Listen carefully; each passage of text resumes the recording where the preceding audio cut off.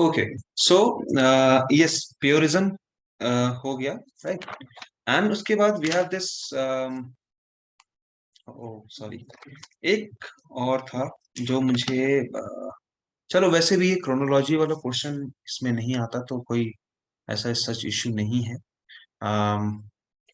प्योरिज्म हमने किया, हम एक और हमें सुपरमैटिज्म के साथ एक करना था, बट कोई नहीं, दैट्स नॉट एन इशू।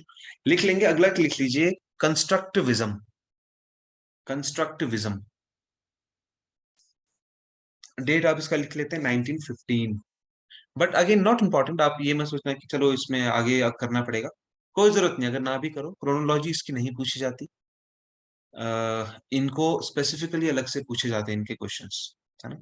जितने भी अभी हमने किए, रियोनिज्म, सुपरमैटिज्म, फ्यूचरिज्म, प्योरिज्म, ऑर्फिज्म, कंस्ट्रक्टिविज्म, ये जितने भी हैं सबके स्पेसिफिक तरीके से स्टैटिक क्वेश्चन में क्वेश्चन पूछते हैं इनको अलग से, मैच द फॉलोइंग और इन सब चीजों में।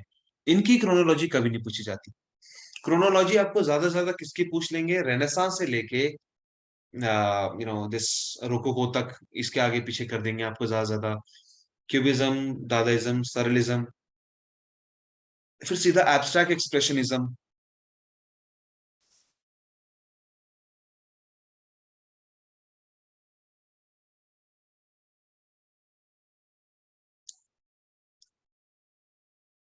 राइट, सो इस तरीके से जो है आपको वो कई बार पूछ लेते हैं, तो कोई नहीं, तो आप लिख लेंगे कंस्ट्रक्टिविज्म 1915 के टाइम का है, और रशियन मूवमेंट है, again Russia.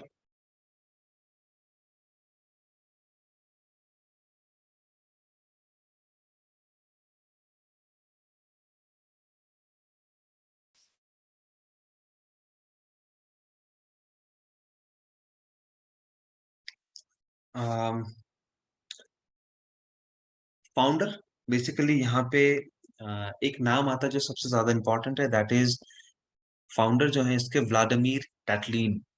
Vladimir टैटलिन।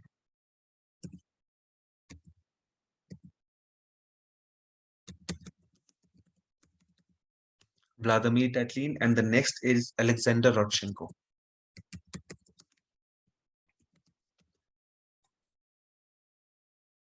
Alexander Rodchenko, ये दो नाम हैं जो कंस्ट्रक्टिविज्म में आते हैं, जिसमें से व्लादिमीर टैटलिन को स्टार कर लेंगे। इंपॉर्टेंट है किस एस्पेक्ट से, सिर्फ नाम याद रखना है आपको, काफी है। मैच द फॉलोइंग में आपको आएगा, एक साइड कंस्ट्रक्टिविज्म और एक साइड व्लादिमीर टैटलिन। टैटलिन से इनका एक और फेमस चीज है, that is known as a Tatlin tower. Basically हुआ ये कि इन्होंने, एक इनको कमीशन मिला बेसिकली, ठीक है। और कमीशन में इनको बेसिकली मिला ये था कि देयर वाज समथिंग, कोई इवेंट था maybe, that is called एक मॉन्यूमेंट बनाना था इनको, that was known as monument of third international, right. एक मॉन्यूमेंट था जिसको बनाना था, उनका नाम, उसका नाम था monument of third international. And so जब ये कमीशन पास हुआ इनका, तो इन्होंने, it was like huge concept, बहुत ही बड़ा, ऊपर से बहुत बहुत बड़ा प्रोजेक्ट था। 1300 फीट का टावर इन्होंने बनाना था, वो बहुत बड़ा सा, 1300 फीट का। सो उसका 1:42 रेशियो में उन्होंने एक उसका मॉडल तैयार किया, पहले काइंड ऑफ मैकेट तैयार किया, that was around, you can say, कितना, एक देखेंगे, अभी मैं आपको दिखा देता हूँ। अम, अ,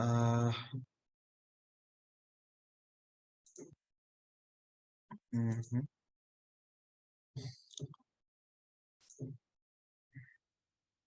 सो बेसिकली हुआ ये था कि इनको ये काम मिलता है, ये मॉडल बनाने का। एंड जब ये इन्होंने मॉडल बना लिया होता है पहले, ठीक है, एक मॉडल इन्होंने बना लिया, एंड उसके बाद somehow for some reason ये नहीं, हुआ, कामयाब नहीं हुआ ये चीज, एंड ये सिर्फ मॉडल मॉडल बन के रह गया। So this is known as Tatlin tower, ठीक है, Tatlin tower. I am sharing the image on WhatsApp, आप इसको देख सकते हैं, it's a model of a Tatlin tower.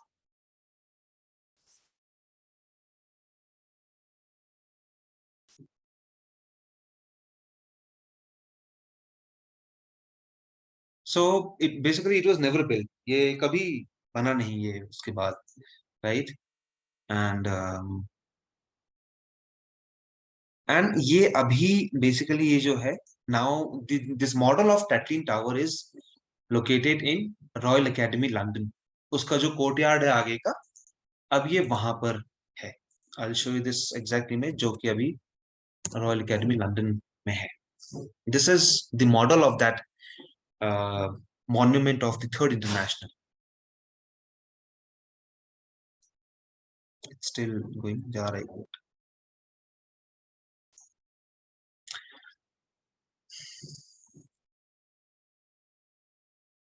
It's there, you can check the image as well.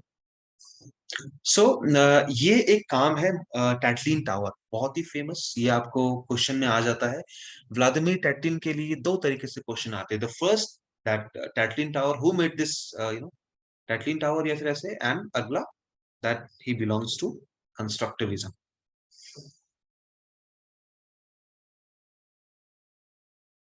अगली चीज, ये जो अलेक्जेंडर रॉडशेंको लिखा है, इसके लिए आप लिखेंगे ही coined the term he coined the term non-objective art. Non-objective art. He coined the term non-objective art. ये जाता है अलेक्जेंडर रॉडशेंको के लिए। अगला, that is Norm Gabo. The next artist is Norm Gabo. Naum. Norm Gabo. He is the one who wrote Manifesto of Constructivism. Norm Gabo. Sometimes Casimir Malvik is also associated with this group. I don't know how, but क्योंकि मुझे ऐसा कोई authentic ऐसा कोई मिला नहीं जहाँ पे मुझे कैसिमिर मेल्विक के लिए कोई ऐसे तो मिल जाए, बहुत सारे आर्टिकल्स हैं जिसमें लिखे हुए हैं, लेकिन कुछ मुझे अपने आप से सेटिस्फेक्शन नहीं मिला। But even UGC also have considered एक जगह पे, बट नॉट इम्पोर्टेंट अगेन। सो ये दो आर्टिस्ट आएंगे आपके इसके लिए।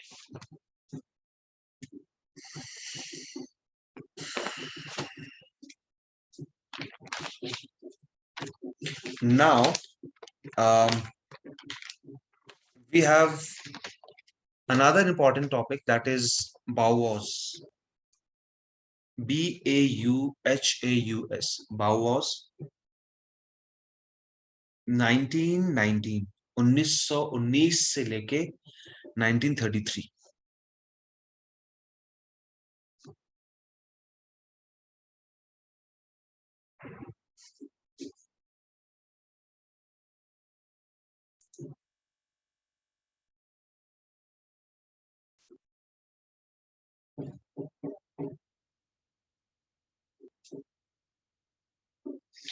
राइट, ये जर्मनी में हो रहा था। और ये जब दिस नाजी, जब ये क्या नाम है उसका, हिटलर वाज देयर, जब ये हिटलर का सारा पंगा चल रहा था, at that time this group was active over there, this movement was active over there, Bauhaus Germany में। तो ये भी इसका बड़ा इंपॉर्टेंट है, बाउवास और जर्मनी का कनेक्शन आपको पता होना चाहिए कि this belongs to Germany and Nazi या हिटलर से लेके कोई भी स्टेटमेंट इसके साथ जोड़ा जाए तो that would be true. The founder of this group is also very very important. जब आपको बार बार एक जगह बाउवास और दूसरी जगह ये नाम लिखा जाता है, the name is Walter Gropius. Walter Gropius.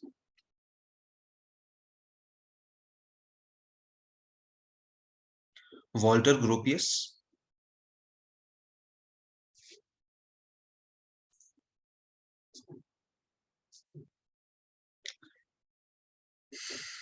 So what is happening basically कि यहाँ पे वॉल्टर ग्रोपियस ने, ही वाज द फाउंडर, और इन्होंने क्या किया था, जर्मनी में ही there are the three three places, right, Weimar, Dessau and Berlin.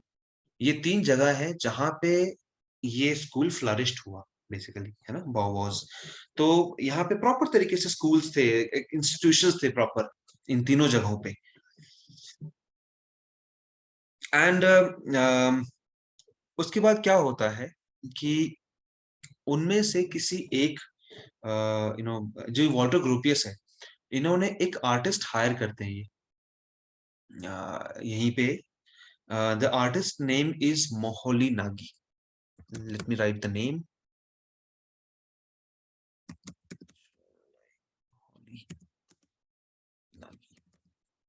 This is the name.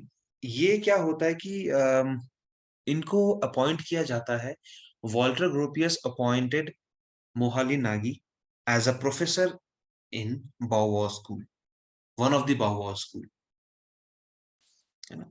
So indirectly Moholy Nagy is also the part of Bauhaus Germany. इनके अलावा दो नाम और आपने जो लिखने हैं, those who are the part of this Bauhaus group, I am sharing the name.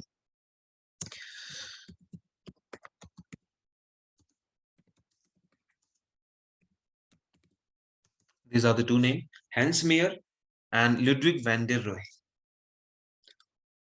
There is a emblem also. इनके ग्रुप का, इनके इंस्टीट्यूशन का एक एम्बलम भी था. You can check out this emblem also. इनका Bauhaus का एम्बलम. And लिखेंगे लाइन यहाँ पे that the Bauhaus emblem was designed by, it was designed by,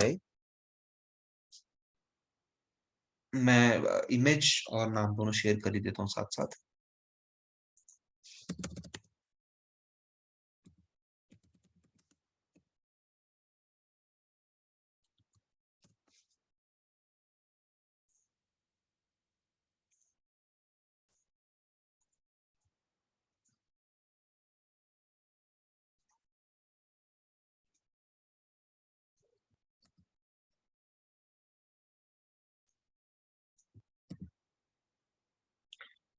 This is the emblem of Bauhaus, and and it was designed by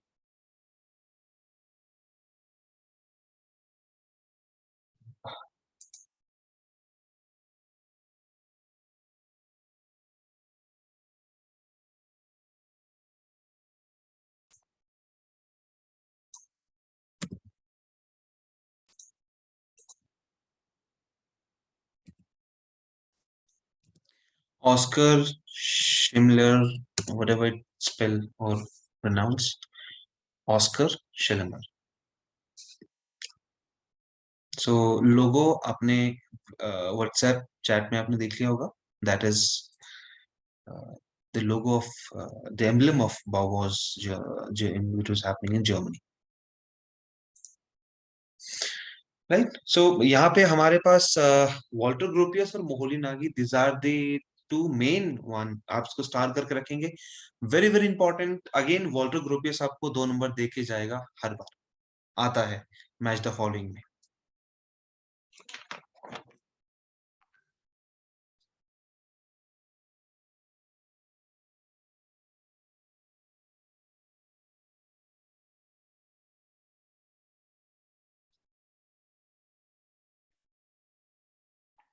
just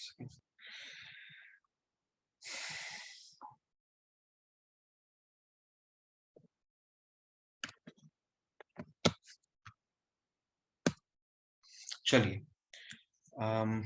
ये हुआ. That's happening in 1919.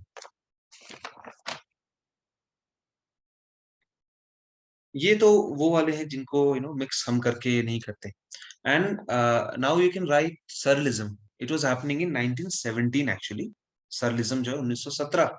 तो जिनको chronology में रखना है, that is cubism, dadaism and surrealism, है ना. बाकी ये जो बीच वाले हैं, ये तो सिर्फ अलग से पूछे जाते हैं. इनको कभी भी क्रोनोलॉजी में वो नहीं डालेंगे, क्योंकि क्रोनोलॉजी में इसलिए नहीं डालेंगे क्योंकि बहुत सारे बुक्स में, हर बुक्स में आपको अलग अलग जगहों पे अलग अलग डेट्स मिलते हैं. तो वो इनको क्रोनोलॉजी में तो एटलीस्ट नहीं डालेंगे. और क्रोनोलॉजी में डालेंगे भी क्यों? क्योंकि ये किसी एक पर्टिकुलर जगह पे नहीं हो रहे, ये अलग अलग जगह पे सेम टाइम पे चल रहे हैं. और ऐसा नहीं है कि एक खत्म हुआ उसके बाद दूसरा शुरू हुआ हो, सब पैरेलल तरीके से चल रहे हैं. तो इसलिए इनका कोई उस तरीके से वो नहीं पूछते हैं. सरलिज्म 1917 से लेके आगे आप बेसिकली इनका बहुत लंबा समय चला है, 1966 तक चला है। ऐसा माना जाता है कि देयर वाज एक लीडर है इनका, आंद्रे ब्रिटेन करके। सो ऐसा बोला जाता है कि जब उनकी डेथ हुई तब ही जाके सरलिज्म का एंड होना शुरू हुआ, अदरवाइज इट वाज देयर, ऐसा बोलते हैं। सो सरलिज्म 1917 फ्रांस। सल्वाडोर डाली सबसे एक बहुत ही कॉमन एक नाम है जब हम सरलिज्म की बात करते हैं, सबसे टॉप नंबर पे सबसे कॉमन नाम है जो कभी लिखने की जरूरत नहीं लगेगी हमें, राइट। सो सल्वाडोर डाली के काम, चलो अभी हम लिख के बात कर लेंगे, लिखेंगे यहाँ पे कि एक तो लीडर, इनके जो मेन लीडर थे, his name was Andre Robert Britain. Andre, ANDRE, Andre Robert Britain, BRETON, Andre Robert Britain. He was the leader and also the one who wrote Surrealist Manifesto, who wrote the manifesto of Surrealism.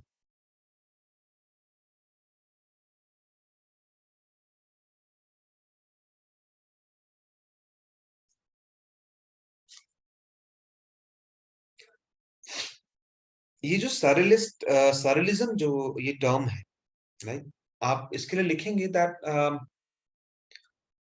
The one who wrote who coined the term orphism, that Guillaume Apollinaire ऐसा कुछ करके कुछ नाम था, वो बहुत बड़ा सा। ऑर्फिज्म में जाइए, एंड वो जो जिसका नाम हमने लिखा है, जिसने कॉइन किया term, he was the same guy जिसने सरलिज्म के लिए ये टर्म कॉइन किया।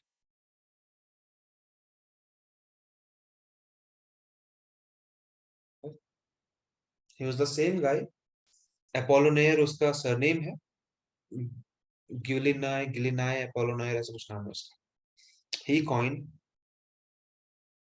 The term सरलिज्म। अब यहाँ पे क्या चीज है कि डाली इज द वन, वो तो इम्पोर्टेंट है ही कि वो तो पूछा जाता है। बट आजकल क्या करते हैं, यूजीसी ना डाली को नहीं डालते, क्योंकि डाली इतना कॉमन और इतना फेमस नेम है कि yes, Devanshi, this is the name, आप सब लिख सकते हैं जिन्होंने ना लिखा हो। सो यस, डाली के लिए जो है वो नाम नहीं रखते, इतना कॉमन है, इतना फेमस है वो कि वो सबसे पहले नाम उनके लिए आता है। अपार्ट ऑफ दैट हमारे पास कुछ और नाम है जो हम लिखेंगे। जॉन मेरो is the first name, JOANMIRO, John मेरो और जॉन मायरो, कुछ भी आप कह लीजिए।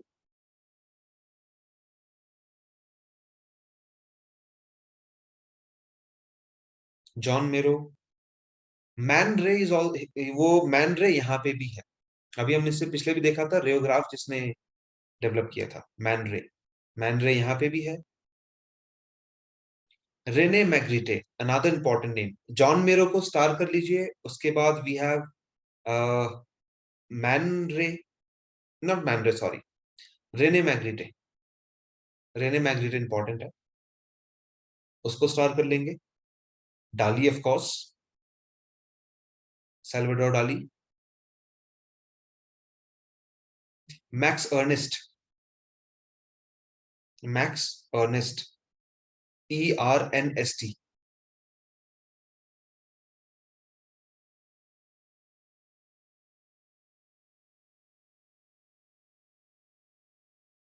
Peri Roy, P for parrot, PIE, Pierre Roy, ROY। So Joan Miro, Man Ray, Rene Magritte, Salvador Dali, Max Ernst, Pierre Roy, these are the artist, जिसमें से John मेरो, रेने मैग्रिटे, मैक्स अर्नेस्ट एंड डाली, इनको आप start कर लेंगे। ये सारे इंपॉर्टेंट है।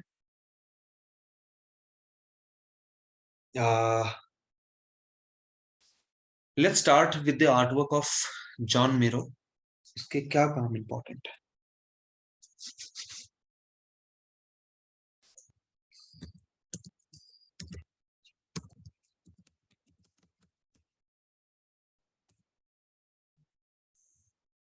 नो, जॉन मेरो का पेंटिंग उतना खास इंपॉर्टेंट नहीं है। पेंटिंग्स इंपॉर्टेंट है आपके रेने मैग्रिटे। इनका एक काम है the pipe, the pipe, which is also known as the treachery of images, the pipe। मैं इसका जो दूसरा नाम है वो मैं आपको यहाँ पे शेयर कर देता हूँ।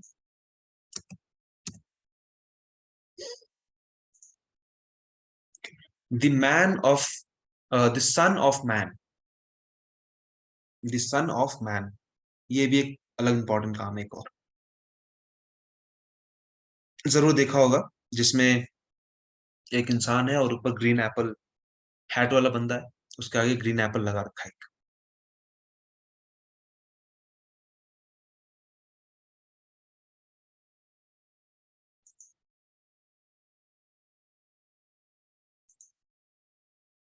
Right, Rene Magritte. डाली के काम को हम देखते हैं।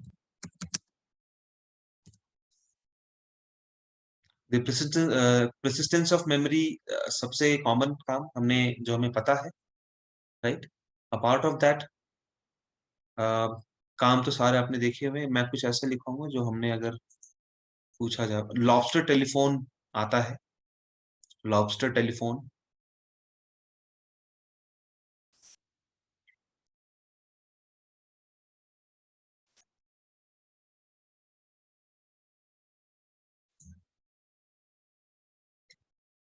And if you guys know, एक लॉलीपॉप आता है चुपा चुप करके, उसका लोगो भी जो है वो डाली ने डिजाइन किया है। अभी भी आता है वो lollipop. Young man at a window, एक और काम लिख लीजिए, young man at a window.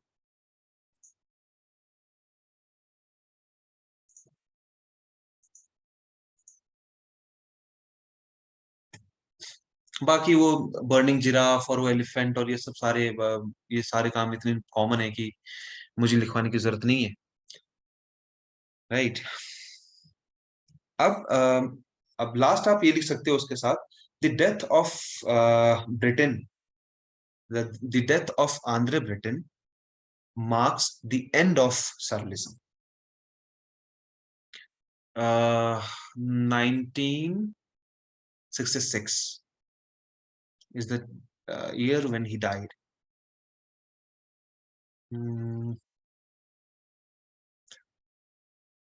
सो ये है। अब इसमें जैसे मैंने बोला कि जॉन मेरो, Renee Magritte, Salvador Dali, Max Ernest, peri Roy, हमने इनको लिखा है कि ये इंपॉर्टेंट है, लेकिन फिर हमने इनके सिर्फ एक दो काम, किसी के सिर्फ डाली के ही क्यों लिखे, या फिर रेने मैग्रिटे का एक काम सिर्फ, बाकी कैसे इंपॉर्टेंट है ये आपको बोल दिया जाएगा।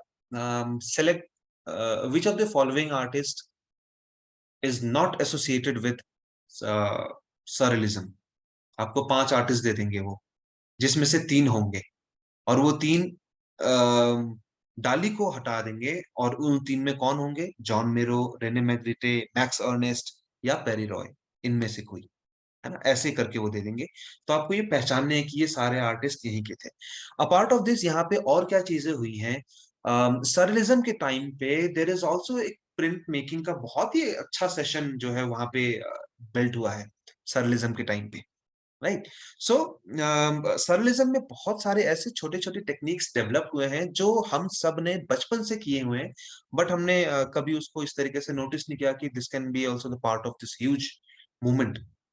फॉर एग्जाम्पल के तौर पे अगर मैं बोलूं, अगर किसी ने वो कैंडल को लेके उसके जो वो लॉ निकलती है, ब्लैक होल जो काजल जिससे बनता है कई बार, उसमें वो उससे ऐसे करके वो जो ब्लैक हाथों में जो बैग आ जाता है या शीट पे आ जाता है कई बारी, उसका इंप्रेशन उससे ड्रॉ करना, या फिर आपने कभी वो कॉइन लेके किसी कागज के ऊपर रख के फिर उसको पेंसिल से ऐसे तिरछे से शेड करके उसका वो इंप्रेशन निकालना।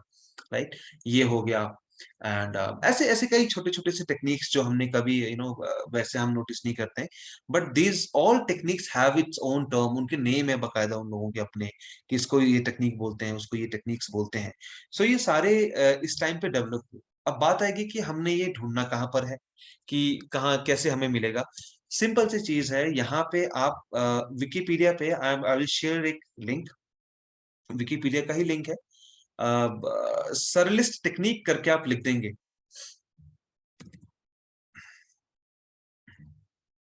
मैं आपको इस यहीं पे शेयर कर दे रहा हूँ,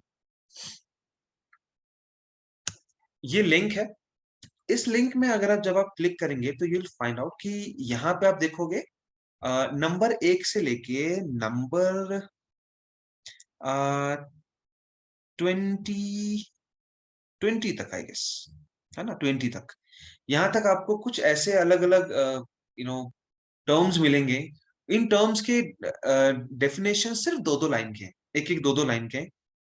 अ, अगर आप देखना चाहें डिटेल में उनको, दो दो लाइन वाले शब्द वो भी पढ़ सकते हो, नहीं तो आप सिर्फ ये भी याद रखोगे ना, जैसे नंबर 16 17 में यू कैन सी फ्रोटेज, फ्यूमेज, हीटेज, ग्रेटेज, है ना, बुलेटिज्म, ऑटोमेटिज्म।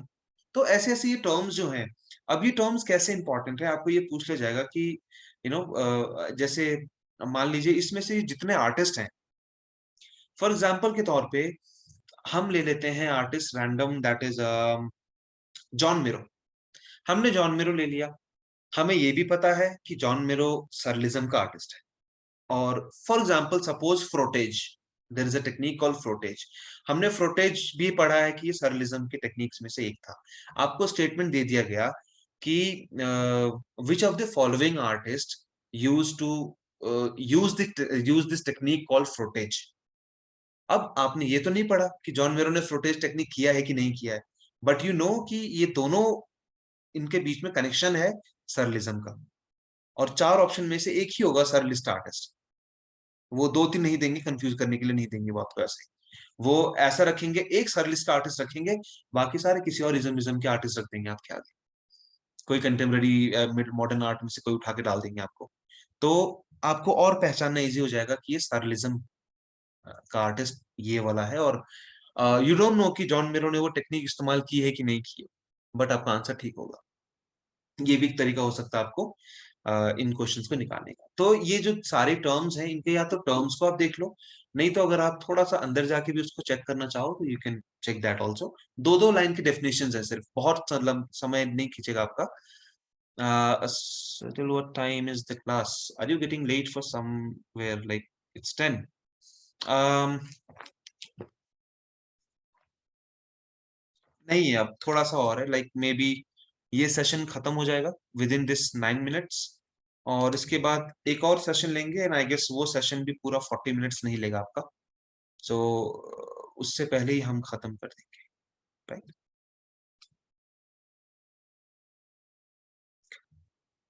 सो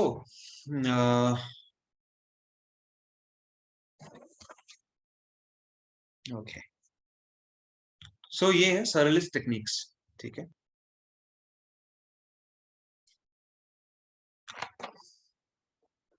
नाउ अब देखिए यहाँ पे क्या हो रहा है बेसिकली, कि अब इस सेक्शन के बाद we have this another term called abstract expressionism. अभी तक हमने एक्सप्रेशनिज्म भी देख लिया, एब्स्ट्रैक्ट वाले भी देख लिए, अब दोनों का मिक्स। जियाकोमिती बल्ला इज इंपॉर्टेंट इन फ्यूचरिज्म, जियाकोमिती बल्ला, या कोई और जियाकोमिती की बात तो नहीं कर रहे आप? Let me check if any other artist named Giacometti is related to surrealism or not.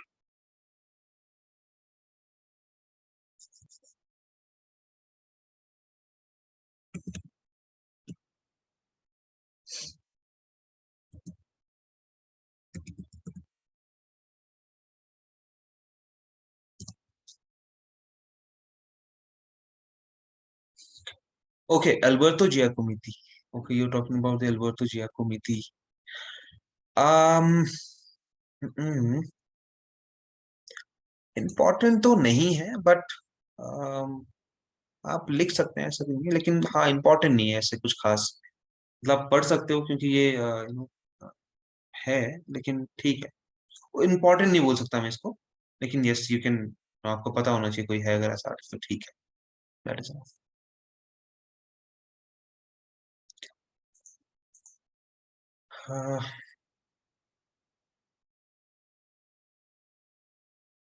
Okay. अगर आपने पढ़े हैं तो फिर डेफिनेटली आप उसको दिमाग में ज़रूर रखें, क्योंकि ये है, क्योंकि अदरवाइज़ एज़ सच सिर्फ़ आपने सररिज़्म में पढ़े हैं तो डेफिनेटली हो सकता है। क्या होता है कि कई बार बहुत सारे आर्टवर्क्स, बहुत सारे आर्टिस्ट ऐसे हैं, जो हमारे टाइमलाइन में, हिस्ट्री के टाइमलाइन में उतना ख़ास रोल नहीं निभाते, एंड लेकिन यस, उसमें क्या बोलते हैं, यूजीसी के एस्पेक्ट से कई बार वो इम्पोर्टेंट होते हैं, कई बार वो इम्पोर्टेंट नहीं होते हैं। सो अल्बर्टो जियाकोमिती का city square, yes, that is one of the work जो आप लिख सकते हो। एक बार क्वेश्चन में भी जो है आया हुआ है, अल्बर्टो जियाकोमिती का सिटी स्क्वायर, है ना? एक ही आया हुआ है, तो आप इसको भी नोट कर सकते हैं। ठीक है, चलिए। चैरियट, ओके, ये भी होगा, बट जहाँ तो मुझे याद आ रहा है, मैंने सिर्फ सिटी स्क्वायर सुना, चैरियट में भी शायद देखा हो ऐसे नाम, अचानक से मुझे ऐसे याद नहीं आ रहा। बट यस, अगर आपने किया तो दैट्स गुड, इसको आप यू नो रखें संभाल के, वो इम्पोर्टेंट हो सकते हैं। नेक्स्ट, अब यहाँ पे हम आते हैं, दैट इज एब्स्ट्रैक्ट एक्सप्रेशनिज्म की हम बात कर रहे हैं। सो बेसिकली अब एब्स्ट्रैक्ट एक्सप्रेशनिज्म में क्या हो रहा है, यहाँ पे आप एक और एक ट्रांसफॉर्मेशन आप देख सकते हो, एक और ट्रांजिशन देख सकते हो, एक और एक नया जगह कि अब क्या हो रहा है। सब कुछ कर लिया, इससे ज्यादा और क्या हो सकता है ना? सोच रहे हैं आज तक, इवन आज 2022 तक, आज भी आर्ट कभी भी रुक नहीं रहा है, राइट? वो जो हम बोलते हैं ना कि एक सिंप्लिसिटी आ जाए, वहां तक इज आर्ट, वो सिंप्लीफिकेशन के बाद भी स्टिल रनिंग, ये अभी भी चलता जा रहा है, नहीं रुक रहा है, राइट? सो ये आज तक भी नहीं रुका और आगे आगे भी नहीं रुकने वाला है। सो अब यहाँ पे अब क्या करा इन लोगों ने कि एब्स्ट्रैक्ट भी कर लिया, एक्सप्रेशनिज्म भी कर लिया। अब यहाँ पे दिमाग लड़ा रहे हैं कि एब्स्ट्रैक्ट एक्सप्रेशनिज्म, एक तो एक्सप्रेशन एक्सप्रेस कर रहे हैं हम चीजें, लेकिन वो भी एब्स्ट्रैक्ट फॉर्म में होगा, है ना? तो इस तरीके से कुछ थोड़ा सा और नया करने की कोशिश हो रही है। और यहाँ पे एक चीज और हुआ है कि एब्स्ट्रैक्ट एक्सप्रेशनिज्म के टाइम पे अम, ये बेसिकली वर्ल्ड वॉर टू के बाद का एक टाइम है। वर्ल्ड वॉर टू के बाद का, पोस्ट वर्ल्ड वॉर टू के बाद के ये सारे हैं। तो अब पोस्ट वर्ल्ड वॉर टू तक आप देखेंगे कि सिनेरियो में क्या चेंजेस आया है। जो एक पेरिस, जो एक आर्ट हब था हमारा, वो आर्ट हब शिफ्ट होके अब वो यूके और इधर अमेरिका शिफ्ट हो गए हैं। यूएस और यूके में बट गया हुआ, वो पेरिस से शिफ्ट होके इधर आ गए। अब क्यों? बेसिकली ये कहीं ना कहीं इंडस्ट्रियलाइजेशन का एक बहुत बड़ा रोल रहा था इस चेंजेस में, इस शिफ्ट में। क्योंकि आर्टिस्ट या फिर कोई भी चीज हो, मान लो किसी चीज को ग्रोथ के लिए, किसी चीज को आगे बढ़ने के लिए, वो इंडस्ट्रियलाइजेशन की तरफ अब जा रहे थे डेफिनेटली। और वहाँ के आप कह लो सोसाइटिकल, सोसाइटी हो गया, या फिर आपका एनवायरनमेंट, या उस टाइम का जो दौर चल रहा है ना, वो जो, तो उन सब चीजों से भी आर्टिस्ट डेफिनेटली इंस्पायर्ड होता है चीजों से। और अपने आप को एक्सपोजर उनको चाहिए था, तो कहीं ना कहीं जब ये चीजें थोड़ी इनको फैसिलिटीज एक तरह से मिलती हैं, तो उनका दिमाग और कहीं ना कहीं थोड़ा और घूमता है। बढ़ते हैं हम आगे, ग्रो कर रहे हैं, बेसिकली चेंजेस आ रहे हैं। तो दिस वाज अनदर चेंज, एक और ये चेंज आया जब शिफ्ट हुआ यहाँ से, जो आर्ट हब है वो यूके और यूएस में शिफ्ट हुआ जब। तो अब यहाँ पे एक और चीज निकल के आता है, that is abstract expressionism. Abstract expressionism में लिखेंगे कि बेसिकली अम, यहाँ पे यहाँ पे अगेन, जब ये एब्स्ट्रैक्ट एक्सप्रेशनिज्म आया, तो कुछ आर्टिस्ट को अलग टैग्स भी मिले, अलग अलग तरीके। तो फॉर एग्जांपल कि हमारे पास एक टैग्स आए जो एब्स्ट्रैक्ट एक्सप्रेशनिस्ट जो आर्टिस्ट हैं, उनमें सबसे पहला नाम हम लिखते हैं Jackson Pollock. Jackson Pollock, Jackson Pollock, Franz Kline, FRANZ, Franz Kline is KLINE, Franz Kline.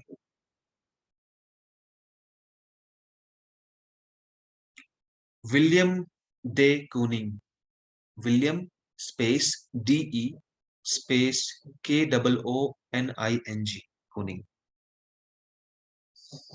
Jackson Pollock और फ्रेंच क्लाइन, इन दोनों को आप ब्रैकेट करिए और लिखेंगे both were labeled as action painter. Action painter. अभी हम बात करेंगे why they were known as the action painter और ये सब. और आर्टिस्ट का नाम लिखेंगे Mark रोथको.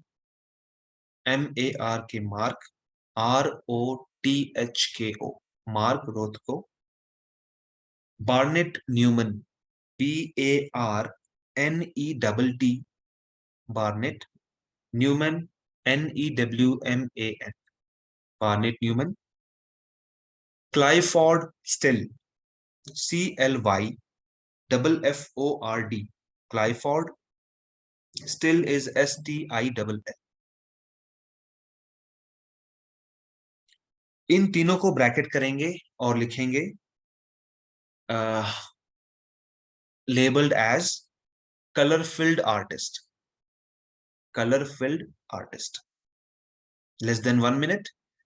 We'll end here and continue with the next session within a while.